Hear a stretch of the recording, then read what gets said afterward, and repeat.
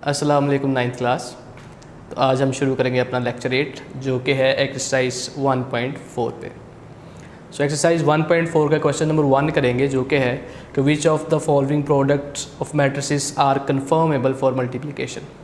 इसी तरह का क्वेश्चन एक हम प्रीवियसली भी कर चुके हैं जिसमें हमसे पूछा गया था कि कौन सी मैट्रिसेस जो हैं वो कन्फर्मेबल हैं फॉर एडिशन। इसमें हमने बताना है कि कौन सी मैट्रिसेस जो हैं वो कन्फर्मेबल हैं फॉर मल्टीप्लिकेशन। तो जब भी आपसे ये क्वेश्चन किया जाए, पूछा जाए, मैट्रिसेस गिवन होंगी आपको और ये पूछा जाए कि बताएं क्या इनकी मल्टीप्लिकेशन कन्फर्मेबल है या नहीं है, मल्टीप्लिकेशन पॉसिबल है या नहीं है, तो आपने सबसे पहला काम जो करना है वो ये करना है कि उन मैट्रिसेस गिवन मैट्रिसेस का ऑर्डर लिख लेना है। जैसे कि इस केस में फर्स्ट मैट्रिक्स का ऑर्डर है 2/2 और सेकंड मैट्रिक्स का ऑर्डर है 2/1, जो कि मैंने आपके क्वेश्चन नंबर 1 का ही फर्स्ट पार्ट लिख लिया है। तो बेटा ये चेक करने के लिए, बताने के लिए कि मैट्रिसेस की जो मल्टीप्लिकेशन है कन्फर्मेबल है या नहीं, पॉसिबल है या नहीं, आपको एक इसका ये बहुत इम्पोर्टेंट रूल है वो आपको अपने जहन में रखना है। इसको समझने की आपको इसकी बहुत इम्पोर्टेंस है। सो क्या है वो कि ये मैंने ऑर्डर लिखे हैं दोनों मैट्रिसेस के। जो फर्स्ट नंबर होता है ऑर्डर का वो हमेशा रोज़ को रिप्रेजेंट कर रहा होता है, जो सेकंड नंबर है वो हमेशा कॉलम्स को रिप्रेजेंट कर रहा होता है। तो ये जो फर्स्ट मैट्रिक्स है उसके रोज़ हैं और ये जो फर्स्ट मैट्रिक्स के ही ये क्या हैं, कॉलम्स हैं। इसी तरह से ये इसकी रोज़ और कॉलम्स हैं। तो बेटा जो रूल है वो ये है कि मल्टीप्लिकेशन कब पॉसिबल होगी कि if the number of columns of first matrix is equal to the number of rows of second matrix, then matrices will be conformable for multiplication. यानी आपने ये देखना है कि पहली जो मैट्रिक्स है उसके नंबर ऑफ कॉलम्स और सेकंड मैट्रिक्स के नंबर ऑफ रोज़ ये सेम होंगे, तब मल्टीप्लिकेशन जो है वो पॉसिबल होगी। यानी कि अगर ये जो मिडल वाले यहाँ 4 वैल्यूज़ हैं 1 2 3 4 नंबर्स आपके पास होंगे हमेशा, अगर मिडल वाले जो 2 नंबर हैं वो सेम हों, जैसे 2 हो दोनों जगह, यहाँ पे 2 2 है या 3 3 हो, या इन अदर वर्ड्स कि इसके फर्स्ट मैट्रिक्स के कॉलम्स और सेकंड मैट्रिक्स की जो रोज़ हैं वो दोनों सेम होने चाहिए, इक्वल होने चाहिए, तब जो आपकी मैट्रिसेस हैं वो कन्फर्मेबल होंगी फॉर मल्टीप्लिकेशन। तो जो क्वेश्चन नंबर 1 है इसमें आपने सिर्फ यही बताना है कि कौन सी मैट्रिसेस जो हैं वो पॉसिबल है उनकी मल्टीप्लिकेशन। तो आपने सारी ही क्वेश्चंस, जो जितने भी क्वेश्चन हैं इसके, उन सब में आपने उनके ऑर्डर्स लिखने हैं और ये जो चीज़ें फर्स्ट के कॉलम्स और सेकंड के रोज़ को आपने कंपेयर करना है। इससे आपको पता चलता जाएगा कि कौन सी कन्फर्मेबल हैं, कौन सी पॉसिबल हैं। कन्फर्मेबल का मतलब है कि किसकी पॉसिबल है मल्टीप्लिकेशन और किसकी नहीं है। तो ये आपका क्वेश्चन नंबर 1 था। अब हम चलते हैं क्वेश्चन नंबर 2 पे, जो कि है इफ़ A इज़ दिस, यानी ए मैट्रिक्स आपको गिवन है 3 0 -1 2 और इसी तरह बी मैट्रिक्स आपको गिवन है 6 और 5। दो क्वेश्चन, इसके 2 पार्ट्स हैं क्वेश्चन नंबर 2 के। एक ये है कि आप ए बी फाइंड करें। ए बी का मतलब यहाँ पे ये है कि आप ए मैट्रिक्स को बी से मल्टीप्लाई करेंगे। सो आप मैट्रिक्स ए पहले रखोगे, मैट्रिक्स बी जो है उसको बाद में रखोगे। अब आपने बेटा यहाँ सीखना है कि दो मैट्रिसेस को मल्टीप्लाई कैसे करते हैं। तो बेटा आप यहाँ से लेंगे एक रो, जो फर्स्ट रो है उसको आपने हमेशा कॉलम से मल्टीप्लाई करना होता है। यहाँ जो फर्स्ट मैट्रिक्स है उसकी फर्स्ट रो को आपने कॉलम, जो दूसरी सेकंड मैट्रिक्स जिससे आप मल्टीप्लाई कर रहे हो उसके कॉलम से मल्टीप्लाई करना है। और मल्टीप्लिकेशन कैसे होती है कि जो फर्स्ट नंबर होता है इसका रो का, उधर उसके कॉलम के फर्स्ट नंबर से मल्टीप्लाई होगा, यानी 3 मल्टीप्लाई होगा 6 से। इसके बाद दरमियान में बेटा हमेशा प्लस आएगा। फिर ये जो सेकेंड एंट्री है वो कॉलम की सेकेंड एंट्री से मल्टीप्लाई होगी। तो क्या ये हो जाएगा 3 × 6 प्लस 0 × 5। तो बेटा जब यहाँ से कॉलम्स ख़त्म हो जाएं, जैसे ये एक ही कॉलम था, तो अब मैं नेक्स्ट जो इस फर्स्ट मैट्रिक्स की नेक्स्ट रो है उस पर चला जाऊँगा। सेम मेथड होगा कि आप फर्स्ट एलिमेंट को फर्स्ट से मल्टीप्लाई करेंगे, यानी -1 को किससे मल्टीप्लाई करेंगे, 6 से, जो कि मैंने लिखा। दरमियान में हमेशा प्लस आएगा। फिर सेकंड एंट्री को सेकंड से मल्टीप्लाई करेंगे, जो कि मैंने लिखा 2 × 5।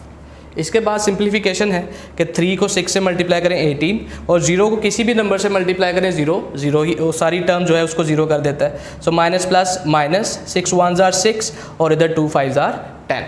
सो 18 + 0 18 ही रहेगा और यहाँ -6 + 10 आपके पास आ जाएगा 4, जो कि आपका फाइनल आंसर है। इसके बाद बेटा इसी का सेकंड पार्ट है कि लिखा हुआ है कि B1 फाइंड करें, यानी B को आपने मैट्रिक्स A से मल्टीप्लाई करना है, और सामने लिखा हुआ है इफ़ पॉसिबल। तो बेटा जब भी आप कभी मल्टीप्लिकेशन, दो मैट्रिसेस की मल्टीप्लिकेशन करें तो सबसे पहला काम जो आपने करना है वो ये करना है कि पहले ये चेक कर लेना है कि क्या मल्टीप्लिकेशन पॉसिबल भी है या नहीं। वो कैसे आप चेक करोगे, आप उनके ऑर्डर्स लिख देंगे, जैसे कि मैंने इस केस में किया। BA है, B मैट्रिक्स पहले आएगी, A मैट्रिक्स बाद में आएगी, तो मैंने B का भी ऑर्डर लिख लिया है और A का भी ऑर्डर लिख लिया है। तो जो रूल हमने पढ़ा था कि फर्स्ट के number of rose, sorry columns, first matrix के नंबर ऑफ कॉलम्स और सेकंड मैट्रिक्स के नंबर ऑफ रोज सेम होने चाहिए, यानी ये 4 वैल्यूज़ हैं 1 2 3 4। तो मैंने आपको बताया था कि ये जो मिडल वाली 2 वैल्यूज़ हैं ये और ये अगर सेम होंगी तब मल्टीप्लिकेशन पॉसिबल होगी, अगर ये सेम नहीं है तो मल्टीप्लिकेशन पॉसिबल नहीं होगी। तो इस केस में number of columns of first matrix is not equal to number of rows of second matrix, तो मल्टीप्लिकेशन पॉसिबल नहीं है। तो आपने सिर्फ ये नहीं बता देना कि बस ये मल्टीप्लिकेशन पॉसिबल, आपने रीज़न लिखनी है प्रॉपर कि multiplication is not possible as number of columns of first matrix is not equal to the number of rows of second matrix. तो जब भी आपको इस तरह का कोई क्वेश्चन आए मल्टीप्लिकेशन से रिलेटेड तो आपने पहले उसका ऑर्डर लिखना है। ऑर्डर लिखने के बाद आपने देखना है कि क्या फर्स्ट मैट्रिक्स के कॉलम्स और सेकंड की रोज इक्वल हैं या नहीं हैं। अगर तो इक्वल हैं तो मल्टीप्लाई कर देंगे, जैसे कि इसके फर्स्ट पार्ट में किया। अगर इक्वल नहीं है तो आपने ये रीज़न लिखनी है कि number of columns of first matrix is not equal to number of rows of second matrix, so multiplication is not possible. Students, तो लेक्चर 8 का ही अब हम नेक्स्ट क्वेश्चन करेंगे जो कि है क्वेश्चन नंबर 3। इससे पहले जो है वो आपने इसके क्वेश्चन नंबर 1 और 2 देखे थे। तो अब क्वेश्चन नंबर 3 है फाइंड द फॉलोइंग प्रोडक्ट्स, यानी हम यहाँ पे अब मैट्रिसेस को मल्टीप्लाई करना सीखेंगे। मल्टीप्लिकेशन तो हमने चैप्टर जो इसका क्वेश्चन नंबर 2 है उसमें भी सीखी है, लेकिन इसमें ज़रा डिटेल से हो जाएगा थोड़ा। सो क्या करते हैं हम स्टूडेंट्स इसमें कि आसानी के लिए आप इसमें एरो बना लीजिएगा। जो रो है उसको आपने इन कॉलम्स के साथ मल्टीप्लाई करना होता है। तो आपने फर्स्ट रो यहाँ से फिक्स कर ली, ये इसकी टेल है और ये इसका हेड है। इसको आपने अब सेकंड मैट्रिक्स के फर्स्ट कॉलम से मल्टीप्लाई करना है। उसके ऊपर भी आपने एक ये एरो बना लिया जिसकी ये टेल और ये हेड है। अब स्टूडेंट्स ये याद रखिएगा कि जब भी आपने मैट्रिसेस को मल्टीप्लाई करना है तो जो टेल है एरो की उसको टेल से मल्टीप्लाई करना है और जो हेड है उसको हेड से मल्टीप्लाई करना है, और दरमियान में क्या आएगा हमेशा प्लस, जो कि मैंने यहाँ पे किया कि 1 को मैंने मल्टीप्लाई किया 4 से, प्लस 2 को मल्टीप्लाई किया 0 से।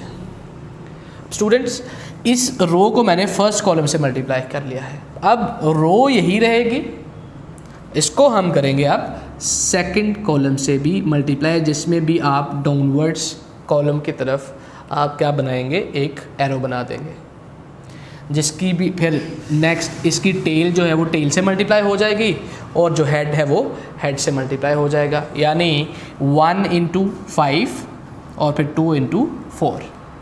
तो स्टूडेंट्स यहाँ पे जो बात आपने ज़हन में रखनी है वो ये कि रो जो है वो तब तक चेंज नहीं करेंगे कि जब तक यहाँ पे ये जो कॉलम्स हैं वो ख़त्म नहीं हो जाते। इस केस में देखिएगा कि मैंने फर्स्ट रो को पहले इस कॉलम से मल्टीप्लाई किया है, यहाँ लिखा, फिर जब आप सेकंड कॉलम पे जा रहे होते हैं तो दरमियान में आपने थोड़ी स्पेस देनी है, फिर इसी रो को आपने सेकंड कॉलम से मल्टीप्लाई करना है और यहाँ पे लिखना है। अगर स्टूडेंट्स यहाँ पे एक और कॉलम होता तो फिर हम यहाँ थोड़ी स्पेस देते और फिर उसको भी इसी के आगे हम मल्टीप्लाई करके लिखते, लेकिन क्योंकि यहाँ पे कॉलम्स ख़त्म हो गए, अब नेक्स्ट रो पे हमने जाना है जो कि यहाँ पे हमारी सेकंड हो जाएगी। इस एरो को मैं यहाँ से रिमूव कर रहा हूँ। इसमें भी आपने सेम आप इसमें जो इसकी टेल और हेड है उसको इंट्रोड्यूस करवा देंगे और करेंगे क्या कि इस फर्स्ट रो को पहले इसके फर्स्ट कॉलम से, फिर इसी रो को मैं सेकंड कॉलम से भी मल्टीप्लाई करूँगा। सो जो टेल है वो टेल से मल्टीप्लाई होगी, यानी -3 जो है वो मल्टीप्लाई हो जाएगा 4 से, जो कि यहाँ मैंने लिखा -3 × 4, दरमियान में हमेशा प्लस आएगा, और जो हेड है वो हेड से मल्टीप्लाई होगा, सो 0 × 0 जो कि मैंने यहाँ पे लिख दिया है। अब ये वाला जो कॉलम है वो ख़त्म हुआ, रो सेम रहेगी, सेकंड कॉलम से मल्टीप्लाई करेंगे, उसमें भी सेम रूल रहेगा कि आप टेल को टेल से मल्टीप्लाई करोगे और हेड को हेड से मल्टीप्लाई करोगे, यानी -3 जो है वो मल्टीप्लाई होगा 5 से और 0 जो है वो मल्टीप्लाई हो जाएगा 4 से। तो ये कॉलम्स ख़त्म हुए। नेक्स्ट रो पे जाना है तो हम फिर इधर भी डाउनवर्ड मूव कर जाएंगे। तो ये यहाँ से मैं एरो रिमूव कर रहा हूँ। अब हम थर्ड रो को मल्टीप्लाई करेंगे सेकंड मैट्रिक्स के दोनों कॉलम्स के साथ। सो यहाँ पे अगेन ये जो है टेल जो है वो इस फर्स्ट जो कॉलम है उसकी टेल से मल्टीप्लाई होगी और जो हेड है वो हेड से मल्टीप्लाई हो जाएगा। यानी 6 मल्टीप्लाई होगा 4 से जो कि मैंने यहाँ लिखा, प्लस फिर -1 मल्टीप्लाई होगा 0 से जो कि यहाँ पे मैंने लिख दिया है। इसके बाद यही रो रहेगी, उसको आप सेकंड कॉलम से मल्टीप्लाई कर देंगे जो कि यहाँ पे लिखा हुआ है। इसके बाद फर्दर सिंप्लीफिकेशन होगी। सो 4 1s are 4 और 2 को 0 से मल्टीप्लाई करेंगे। 0 से कोई भी टर्म मल्टीप्लाई हो वो 0 हो जाती है। सो यहाँ पे 0 आ गया। 5 × 1 5 और plus minus minus 2 4s are 8, फिर minus plus minus 3 4s are 12 और यहाँ पे 0 × 0 0, फिर minus plus minus 3 5s are 15 और 0 को -4 से मल्टीप्लाई करेंगे तो यहाँ पे 0 आ जाएगा। इधर 6 को 4 से किया 24 और 0 -1 से मल्टीप्लाई होकर 0, 6 5s are 30 और minus plus 4 1s are 4।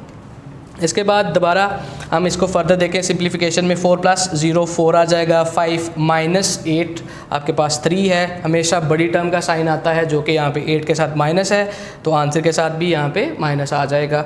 Next -12 + 0, तो 0 प्लस माइनस करने से कोई डिफरेंस नहीं आता नंबर पे, सो -12 ही रहेगा। यहाँ भी -15 और ये 24 है, 0 ऐड हो तो 24 ही रहेगा। यहाँ भी 30 + 4 जो है वो आपके पास 34 आ जाएगा जो कि आपका फाइनल आंसर है।